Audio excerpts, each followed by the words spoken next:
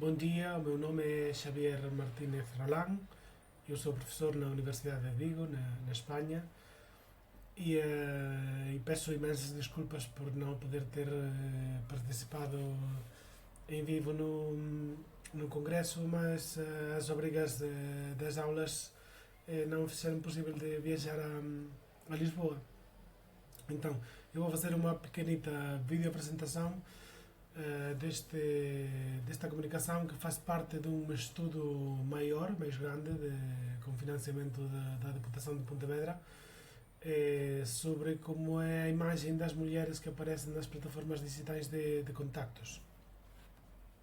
Eu vou facer a defensa en galego porque é unha lingua na que me sinto moito máis confortável. Os textos están en castelán, mas eu acho que vai ser algo simples e de intelixibilidade ampla. Pronto, esta é unha comunicación que fago con varios colegas que participaron no proxecto, co profesor Alexandre Duarte da Universidade Nova de Lisboa e a profesora María Isabel Míguez e Alberto da Fonte da Universidade de Vigo. Son compañeros meus de departamento e colaboramos neste tipo de estudos. Unha moi breve reflexión sobre o marco teórico, simplemente para indicar pois que no marco da sociedade rede, das plataformas digitais, algo que xa estudou moito tempo Castells, pois describe como se reconfiguran as relacións a partir tamén destes espazos digitais, vale, espazos digitais onde todos estamos conectados, como Van Dijk amosa que as plataformas digitais tamén codifican normas culturais sobre visibilidade, como nos relacionamos entre nós, é algo que hoxe en día tomamos como natural, pero pensade que isto leva entre nós pouco máis de 2 décadas. E ao mesmo tempo que tamén xurde unha economía entre plataformas que nos permite identificar e extraer datos que realmente son o ouro do século XXI, non? Por así decirlo. Cando nos cedemos os nosos datos non é por termos un produto gratuito, senón que o produto en realidad somos nós. Neste contexto, vamos a falar do que sucede cos anuncios de prostitución. E para iso tamén abordamos unha cuestión importante, que é o concepto da sexualidade digital e da obxectivización. Por un lado temos unha mercantilización do corpo, maioritariamente do corpo das mulleres, que realmente o que fai é operar como un dispositivo retórico que intenta, de alguma maneira, maximizar engagement, reproducindo lógicas de obxectivización, de cosificación das mulleres, o uso de siluetas, bustos pronunciados. Por outro lado, temos tamén unha tecnoloxía que nos xeolocaliza, que nos permite aportar proximidade á dimensión da interrelación entre as persoas. E isto que fai é que estes servizos que están basados en GPS, pois o que fan é datificar algo moi importante que é a intimidade. Convirte as distancias en métricas de disponibilidade.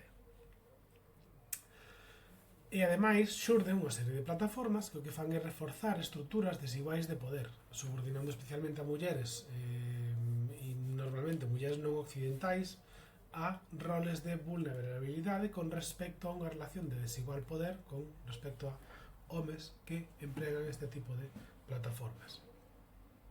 Como fixemos este estudo? Por un lado, fixemos unha recopilación de datos e para recopilar os datos o que fixemos foi unha búsqueda sistemática de información na web. Navegamos en modo incógnito para non terciar ou sesgar os datos nos buscadores e empregamos unha serie de palabras claves específicas. Escorts Pontevedra, prostitutas Vigo, contactos Pontevedra. O que fixemos foi mesturar Pontevedra e Vigo con diferentes palabras, escorts, prostitutas, contactos, porque, aínda que poida parecer contra natura, a palabra contactos está moi ligada a este tipo de servizos digitais. O que fixemos foi analizar cual foi a primeira páxina de resultados en Google, que simplemente, por dar un dato, supón o 95% da cuota de mercado en España, e desde aquí o que nos fixeron pois saír unha serie de plataformas comuns dentro deses 10 primeiros resultados para cada unha das búsquedas, que son estes sitios webs, que son os que nos dedicamos a analizar. Como analizamos? Pois mediante unha ficha de análise da información, onde, por un lado, primeiro verificamos como eran os accesos e os avisos legais destas plataformas, analizamos tamén como era a estructura do sitio, as categorías, que tipos de filtros había, como se organizaba desde o punto de vista da arquitectura da información, esta perspectiva da obxectivización da muller. Fixemos tamén un pequeno análise formal dos anuncios, con especial énfasis sobre todo na parte visual e como se presentan as mulleres. E despois o que fixemos foi unha reflexión ou unhas observacións críticas sobre este tipo de plataformas e os anuncios e como se presentan. Entón, realmente este estudio se podría condensar per se nesta pequena táboa resumo comparativa, vale, de cada unha das plataformas. Vou mover aquí a miña cara para que vexades perfectamente ben a táboa. Eu creo que o mellor é que se podedes, pois que lle fagades un pause no vídeo para poder ver cada un dos ítems. Simplemente vou a comentar un pouquiño cada unha dos 4 paus da baralla, non? Que forman parte deste estudo, non? Por exemplo, que vemos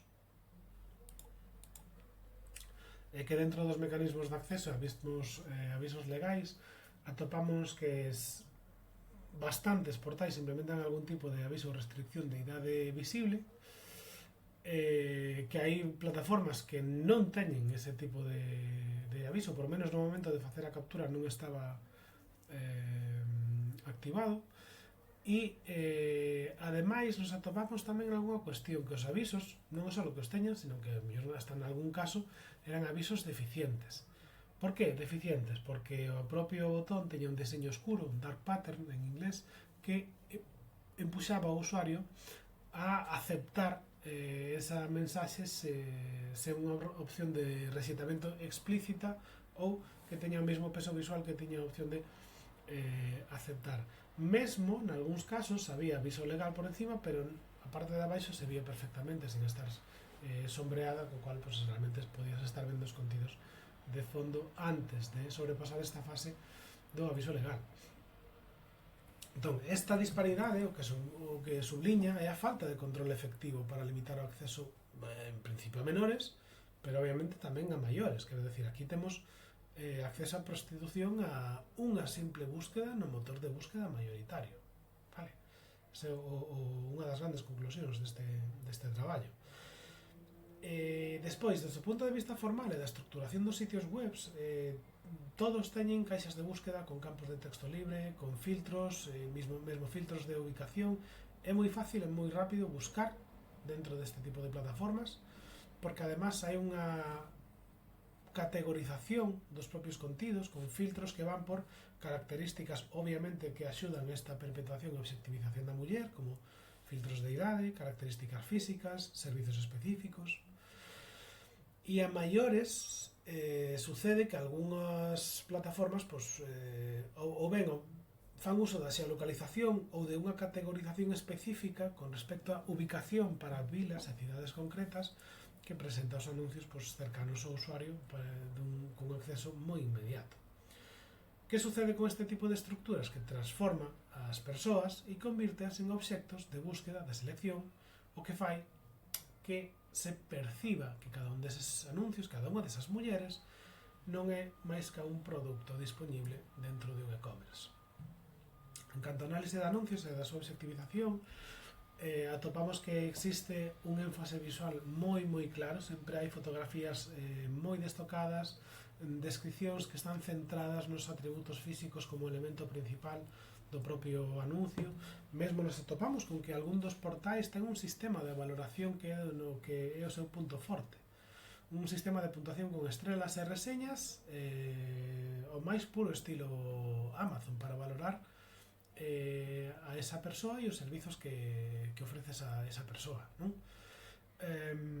E obviamente este tipo de análisis de anuncios e de obxectivización o que poñen de manifesto é que existe unha disponibilidade 24 horas ao día, 7 días a semana, además con un contacto inmediato no que xa non intermedia a plataforma, sino que che dá acceso a que mediante un botón vayas a WhatsApp e inicies unha conversación en privado coa persona que publicou ese anuncio. Este patrón consiste nunha clara mercantilización que o que fai é reducir as mulleres a simples ofertas de consumo. É por iso que chegamos a unha serie de conclusións e de discusións moi claras, non? E é que a través dese traballo sí se percibe unha perpetuación da explotación, sí se percibe que os portais reforzan patróns de obxectivización mediante categorización, sistemas de valoración que deshumanizan as mulleres, que hai unha falta de control efectivo, xa non só por as escasas barreiras de protección de menores que exixe a implementación de medidas regulatorias, senón que en realidade é unha actividade da prostitución e estes servizos digitais están como nun limbo, pero é moi fácil chegar e acceder a eles, non? De feito, está clarísimo que todos os servizos se foron digitalizando, vale? E esta actividade, que é unha actividade física, está claro que hai unha digitalización da explotación por esta mercantilización do corpo femenino en entornos digitais. Por a miña parte nada máis, agardo que teñan atopado interesante este proxecto, esta comunicación, este estudo. Se teñen algún tipo de cuestión ou dúbida, pois simplemente poden buscarme en Google, igual que poden buscar estas plataformas, para atopar o meu correo e escribirme, que estaré encantado de seguir conversando, creando e tecendo lazos tamén na rede para cuestións que son tan importantes como este tema que acabamos de expoñer e de comentar, como foi este estudo sobre a xactivización de mulleres en plataformas digitais de contactos, facendo un análise crítico dos portais webs que son accesibles en Pontevedra.